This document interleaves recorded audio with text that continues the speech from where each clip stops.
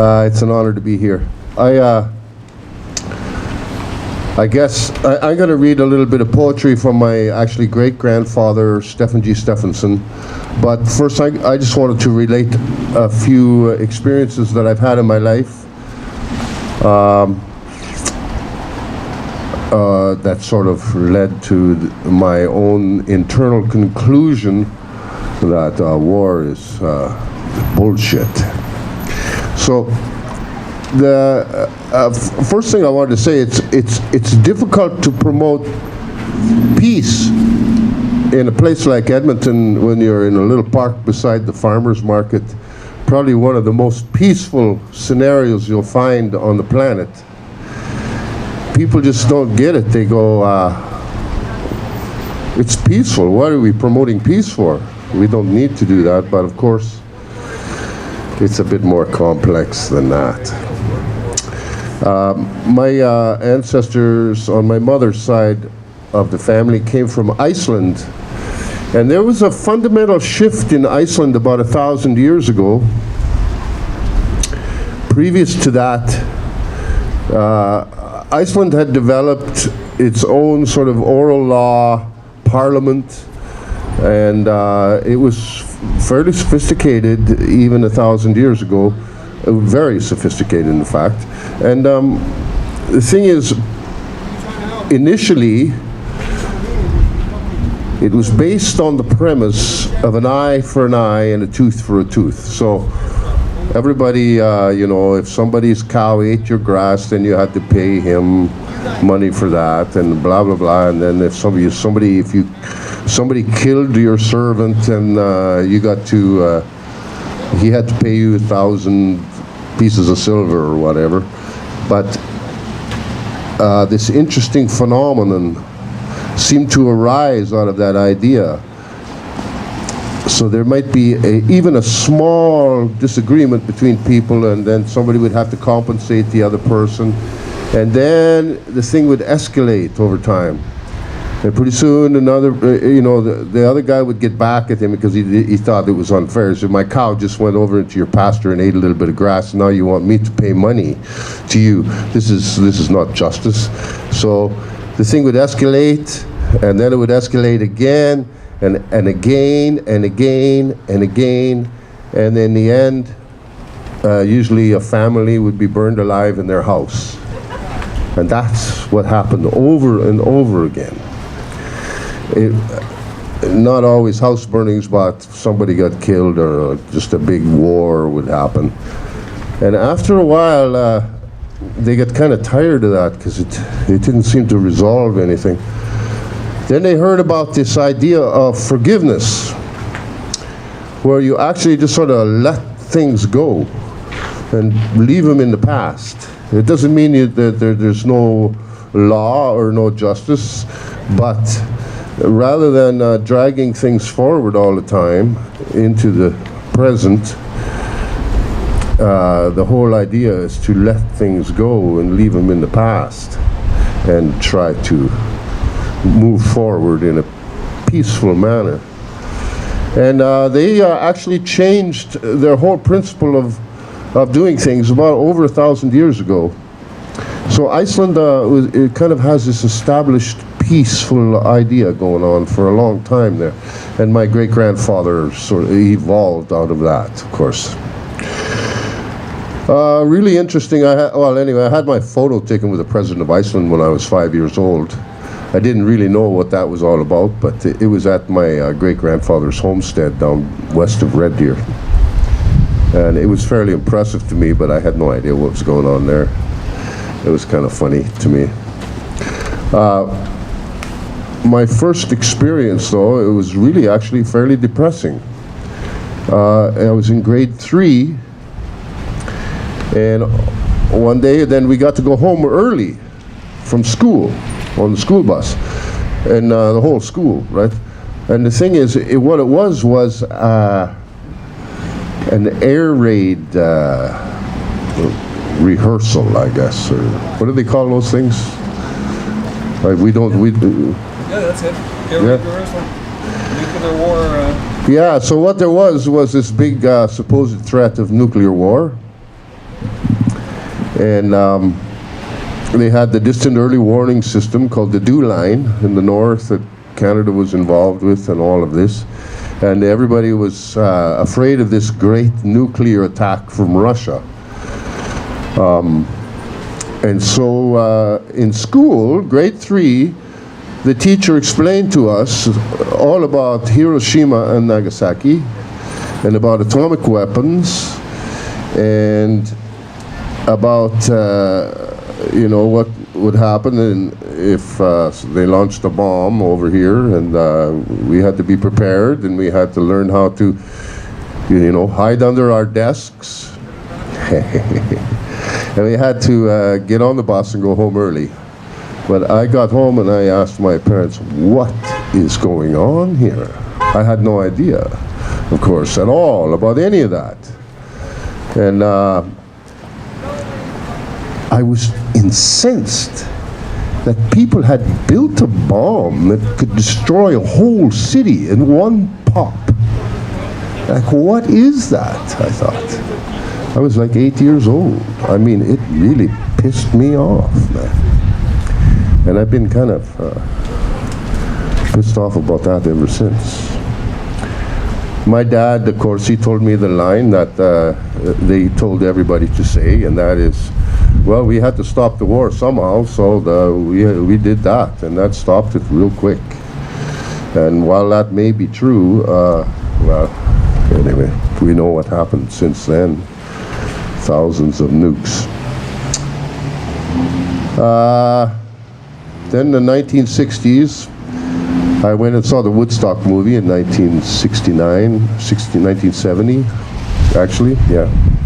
And I was very inspired by that. I was inspired by music, I was inspired by the peace movement, and I'm still inspired by all of that.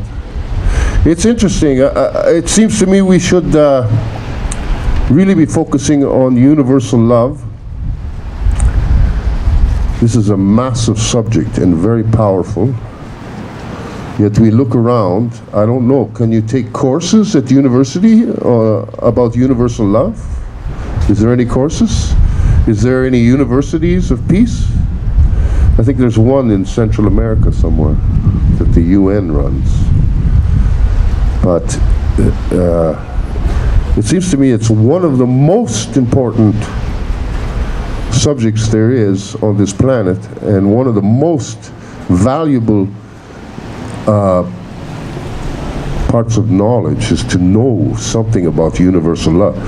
People assume, oh, love, yeah, that's that real hot emotional response that you get, and that's all there is to it. Well, even that in itself is, I would call it infatuation, and it has not much to do with love, that sort of romantic, heady stuff. But the knowledge of love is very scarce. I mean, we do know it intimately, internally, but how do we talk about that much? And how much more is there to know about it that we don't really understand? I mean, it's a massive subject and very powerful. To me, the most powerful idea I've ever come across.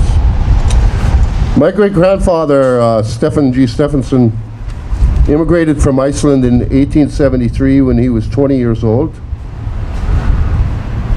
Interesting, on that journey, the first thing that happened, they got in a boat in Akureyri in northern Iceland, and the boat was taking a load of horses, Icelandic horses, to Scotland to work in the mines. I've ridden Icelandic horses a little bit, and they are amazing creatures. They love human beings, they love to be with people, they love to do things with people. They are very intelligent creatures, and strong, not very large, but incredible animals. So Stephansson and his friends and family got on this boat with a whole bunch of other people and this load of horses, and they started off, they had to take them to the mine in Scotland, and then they got on another boat, sailed to North America. Well, he started going down hanging out with the horses. And then he realized they were not feeding or watering the horses at all. They had no feed in the boat. They had no water in the boat for the horses. So the horses endured this journey for like 10 days or 2 weeks or whatever with no water. A bunch of them died. The weak ones, I guess they thought that was probably a good thing because they didn't have to deal with weak horses. He was pretty incensed about that whole idea. Anyway, Stephansson came and homesteaded in the U.S. and eventually moved to Alberta, where he homesteaded and lived out his life and wrote a lot of his poetry, or most of his poetry. It was published all over the place. I'm sorry, it was published in 1903 in a big 5-volume set called Anvoker, which means sleepless nights. He had insomnia, suffered from insomnia, and he would stay up for 3 or 4 days and write poetry all night and work on the farm all day, and then he would sleep for 2 days, kind of idea. And I just wanted to read a couple of poems of his that he wrote about war. There's some amazing ones. There's a very long one about a conversation between a German and an American or British soldier on the battlefield. That it's too long to get into. It doesn't really make sense to get into it, but anyway.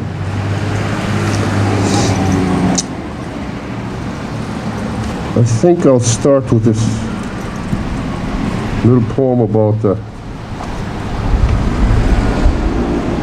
when I was an editor.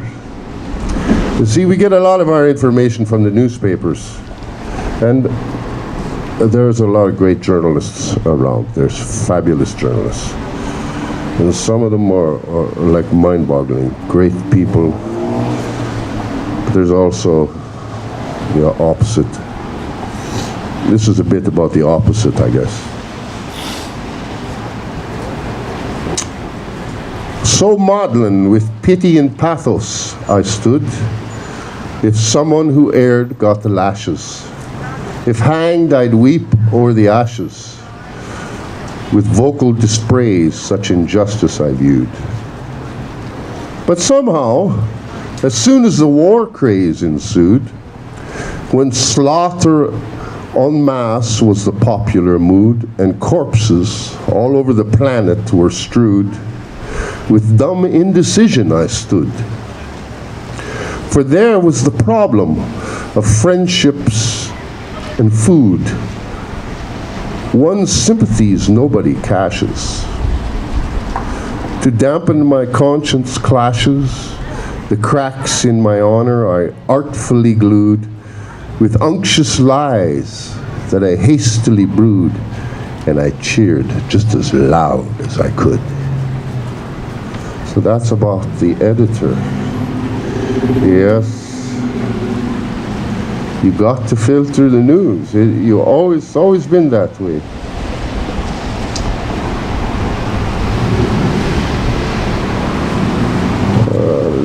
There's a lot of different things. Thule. I don't know so much about Thule. I recorded an album in Iceland in a place called Thule Studio. But anyway, Thule is quite an interesting sort of philosophical, mystical scenario. This is called Thule's Lament. My tongue a plaint composes, my heart compels a tear.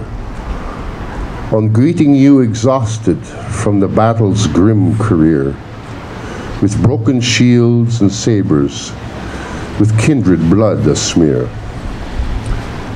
A blessing high, without intent, was rendered me by him who first disarmed my eager sons, unscathed of heart and limb.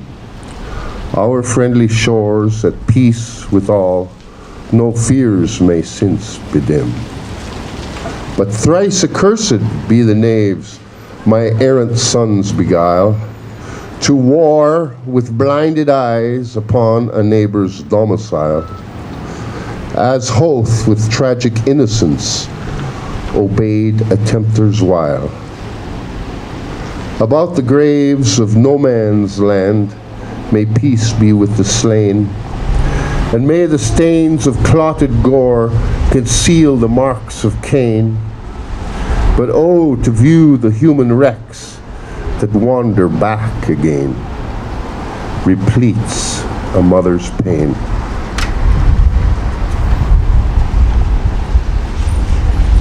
And I gotta do one more. This really remains to me one of the most potent anti-war poems I've ever heard in my life. And it's only 4 lines long. It's called In Wartime. Please excuse me, I have a cold and it seems to be wanting to stream down right now, but anyway.